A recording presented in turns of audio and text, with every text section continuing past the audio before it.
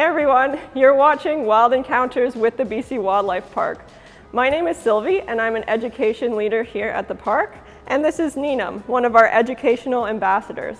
So my job with the help of the animals like Ninam is to spread our organization's message of conservation through education to all the park guests I interact with, and to get them excited about all of the amazing wildlife we have right here in BC and all of the beautiful biomes and ecosystems that we're lucky enough to call home. And spreading this message is especially important when it comes to talking about endangered species, which is what I'm here to do today. So I'm going to tell you all about one of my favorite species of animal we have here at the park, which has unfortunately been struggling to survive in this province for decades. And I am, of course, talking about the burrowing owl.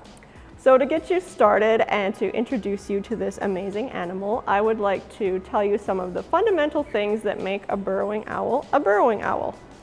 Appearance-wise, these owls are quite distinct and recognizable. So they are a small owl, but they have very long legs, and sometimes we describe them as a pop can on stilts. So they're about 20 to 25 centimeters tall and weigh about 130 to 250 grams, so only about as much as an apple.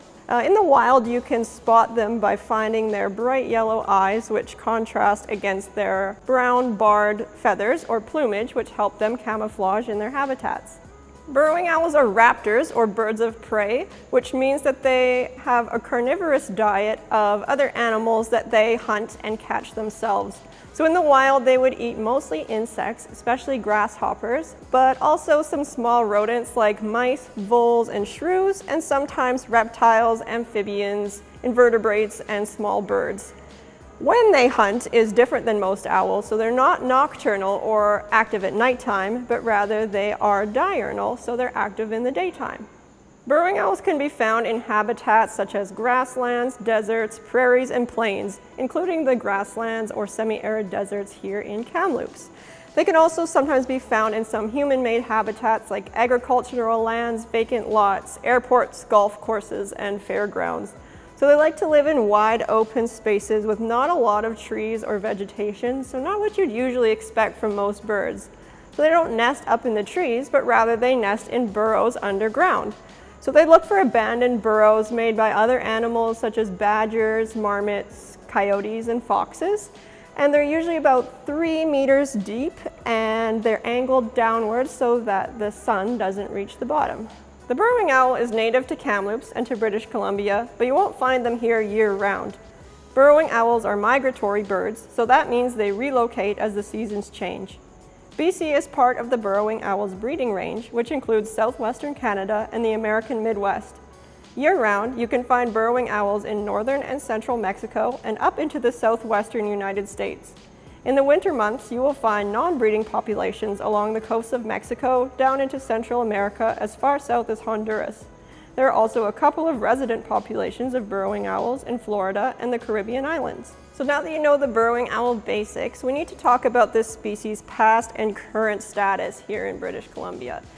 So the historical data on the burrowing owls in BC is limited, but we do know that from 1900 to 1928 there were several nesting colonies in the Thompson and Okanagan valleys. Then from 1928 to 1980, only 4 nesting sites were recorded in all of British Columbia.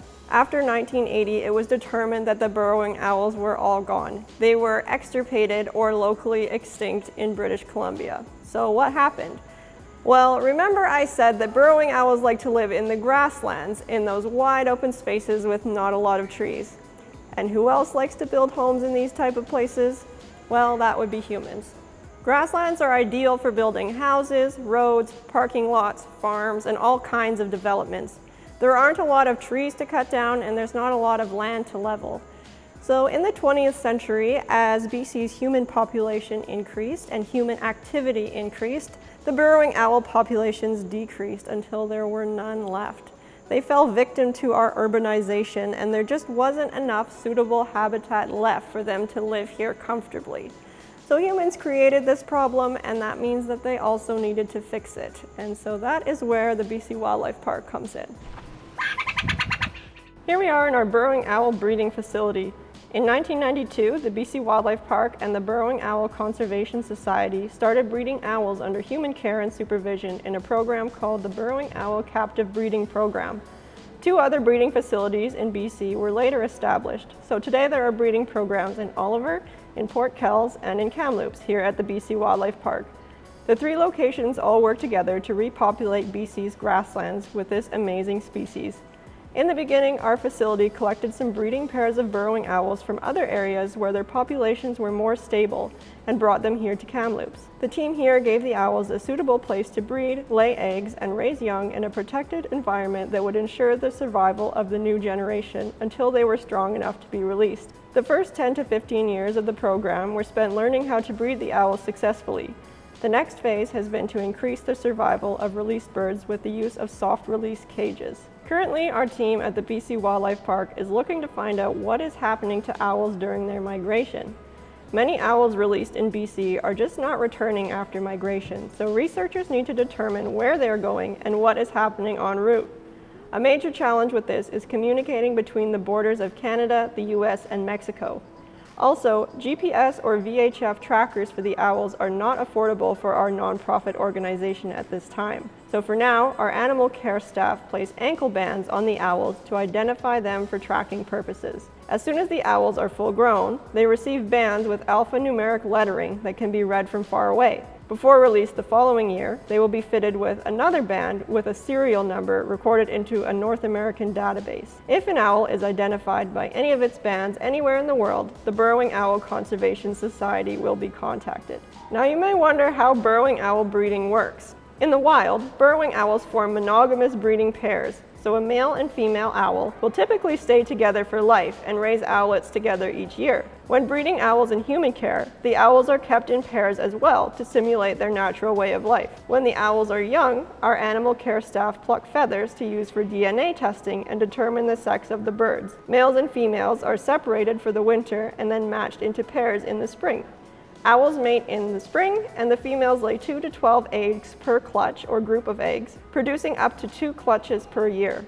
The female owls lay and incubate the eggs in their burrows, which are chosen by their male breeding partners. Here at this facility, they don't have to choose burrows because artificial burrows have already been built for them. After approximately 30 days of incubation, the eggs will begin to hatch one at a time over a period of several days. Burrowing owls, like all birds, grow to full size very quickly. It takes less than 2 months. Have a look at some of this year's owlets and see just how much they grew in only a few weeks.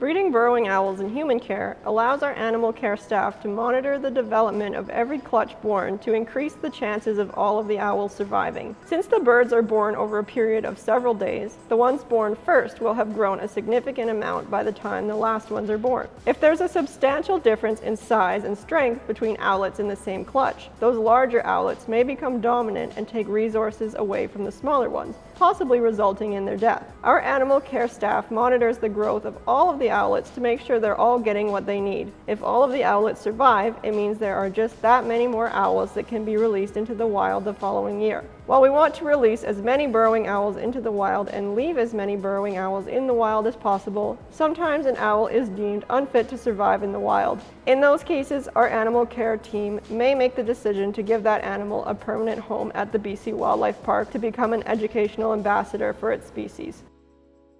Needham here was born in the breeding program, and she was one of those cases where she was the last owlet born and her siblings were much bigger and stronger than her.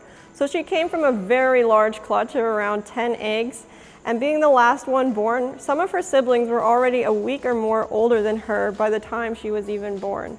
So her parents had a pretty impossible time trying to give her all of the food she needed to develop properly because she was just being outcompeted by all of those bigger, stronger owlets. So at that point, it was determined that the only way she would survive was to be hand-raised by humans. And when a wild animal is hand-raised like that, it loses the natural instincts that it needs to survive in its habitat. So we decided that the best life for Ninam with the best chance of survival would be to keep her here as an educational ambassador for her species. So she still has a really important role in the ecosystem because she's here to educate the public about her amazing species. And the same thing happened with our other main education owl, Finn. Ninam and Finn are not on display to the public, but here in the Discovery Center we do have 2 burrowing owls that are on display in the habitat behind me for all of our guests to see. So there's one normal-looking burrowing owl named Bitsy who was born in our breeding program, and she grew up to be an abnormally small size and was not likely to survive in the wild, and that's why she ended up staying with us here. And we also have Radagast here, who is a very special burrowing owl. Radagast and his brother Gandalf, one of our other education owls, were found in the wild in a nest by researchers when they were just owlets. They were born with some genetic mutations that resulted in their hypomelanistic or unpigmented white coloration, as well as partial blindness and deafness.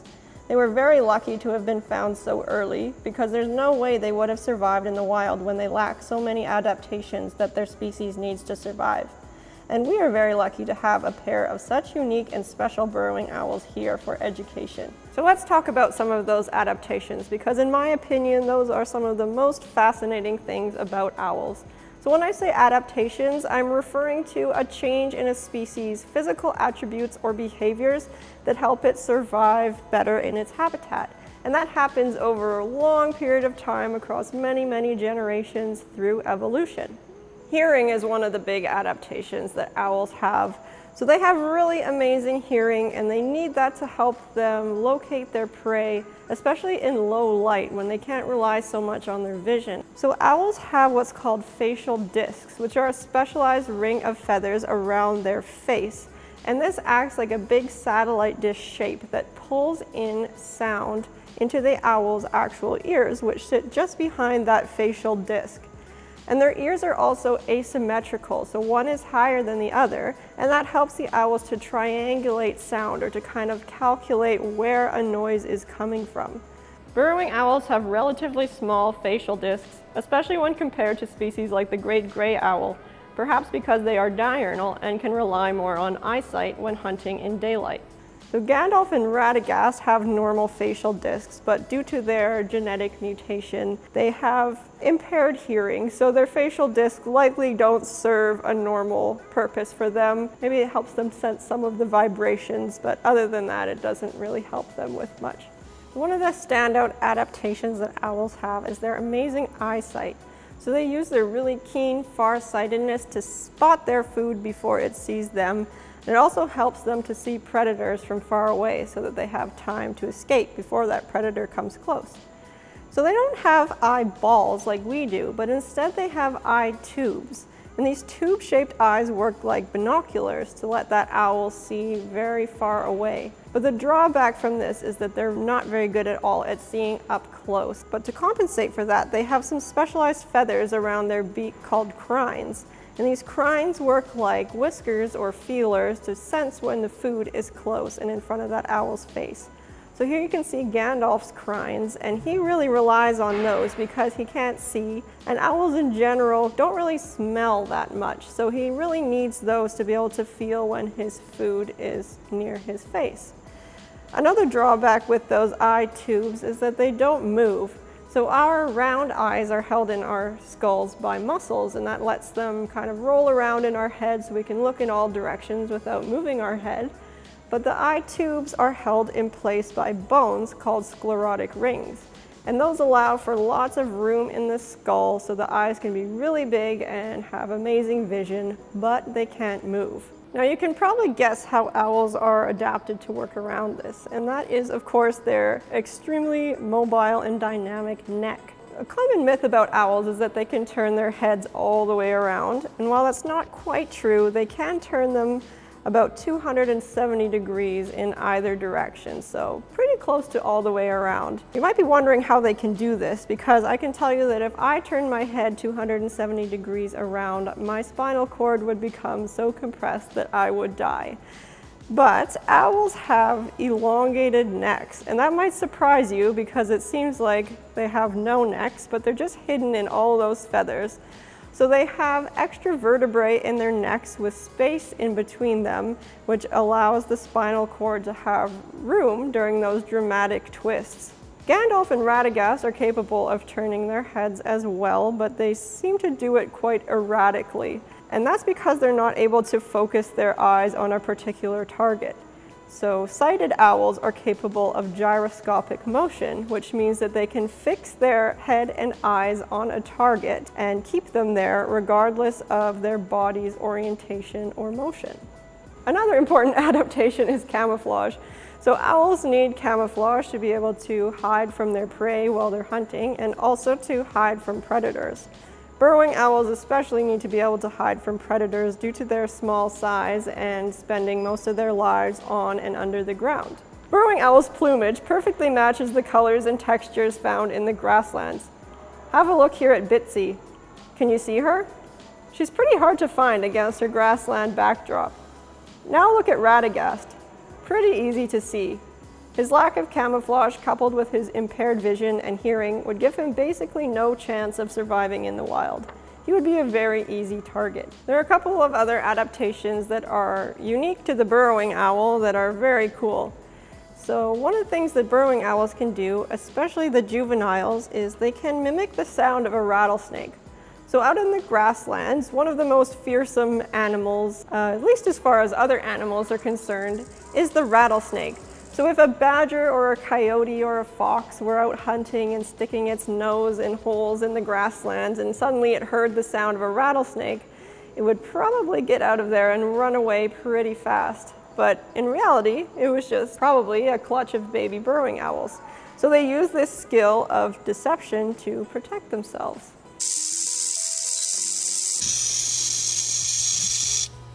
If a predator or an otherwise threatening or unfamiliar animal does come close to a burrowing owl, it will try to scare it off.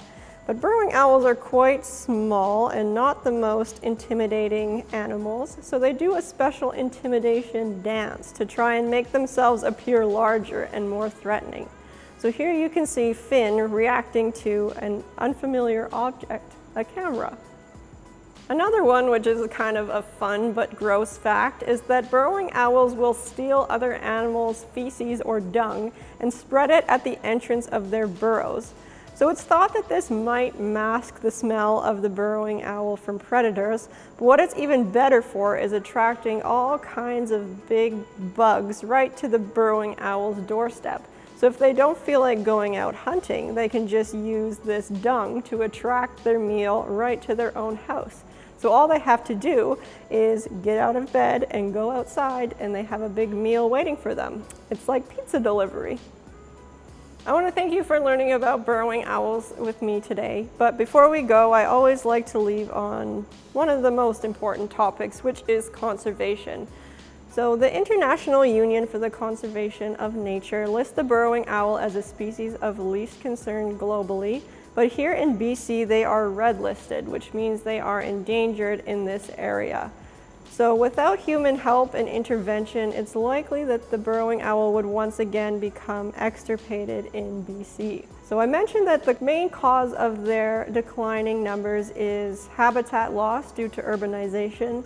So this means that not only are the burrowing owls themselves endangered, but the grassland biome as a whole is slowly disappearing. While this is a very sad situation, all hope is not lost because there are really easy things we can do every day to help protect the burrowing owls and the grasslands. The grasslands are naturally quite dry, which makes them vulnerable to wildfires. That means things like campfires, bonfires, cigarettes, barbecues, and fireworks can be quite hazardous and destructive to that habitat, especially in the hot and dry months. So that's why we always recommend enjoying your summer activities responsibly and following all of your local and regional advisories with regards to things like campfire and fireworks restrictions. Also, when you're out in the grasslands enjoying the beautiful scenery, it's always best to stick to the trails and hiking areas and parks so that you're not accidentally wandering off and potentially disturbing some burrowing owl burrows or other animal habitats. And you should keep your pets on a leash so that they're not wandering off either. Also, when you're in those areas, it's best to leave the environment exactly as you found it when you went in. So that means not removing anything from the natural setting and also taking out all of your garbage and your doggy bags and all the waste that you might have had with you. Lastly, we recommend following all of the signage that you'll see on those hiking trails and in parks so that you know how best to respect that environment. If you really want to get involved with helping the burrowing owls, you can look for a conservation organization or a breeding facility near you and maybe find out some ways you can support them or maybe even volunteer with them. Because our breeding facility here at the BC Wildlife Park would not have had all of the success it has had without many, many wonderful volunteers over the years. Thanks again for joining me. I hope you've learned a lot about burrowing owls and that I've got you thinking a little bit about conservation. If you want to learn more about the burrowing owl or any of the animals we have here at the BC Wildlife Park, you can visit our website at bcwildlife.org, check us out on Facebook, Instagram, and YouTube, or visit us in person in Kamloops, British Columbia. Once again, my name is Sylvie and this is Ninam, and if you ever see us here at the park, make sure you come up and say hi. So I hope to see you soon. Bye for now.